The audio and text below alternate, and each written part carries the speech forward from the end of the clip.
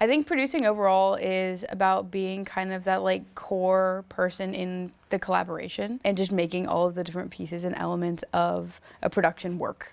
Also bringing something like a story or an idea and bringing that to life and actually making it tangible and possible. A lot of people come in and are like, I want to be a director, and then just like go for that, which is really cool. But I came in and I was like, I don't know what role is gonna make sense for me. I tried out first ADing, and then when I was doing that on a film called To Be Frank, we needed extra producing help. And so I ended up helping with production, and I kind of fell in love with I guess the logistics of filmmaking. When I heard someone say that they hated all the paperwork was kind of a moment where I was like, oh, that's really interesting, because it actually makes me feel like more at ease and more like a part of the creative process in a way that I'd never been before. And so I think that it was on that set when I was co-producing that I kind of was like, this could be something I could fall into a little bit more. But then really with the drift car video, it was kind of like, I love producing. I think that initially I didn't know what I was signing up for. I kind of was like, I love the idea of proving people wrong almost, which sounds a little funny, but when someone says like, this is impossible, or like who comes up to you and is like, let's drift a car around campus? I was like, I mean, we could probably do it on the streets. We could probably get to that point, right? But then we did it on the bridge. We did it on the path, the walking path between Clages and the library.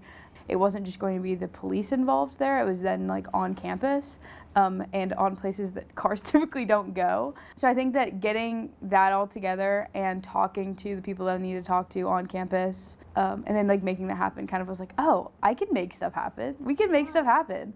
And that's what a producer does. I think all narrative is based on a true story in some way, shape, or form.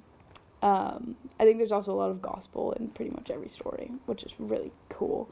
I came in as a theo major, so I was like, oh no, how can I like share Jesus with films? Pretty easily, actually.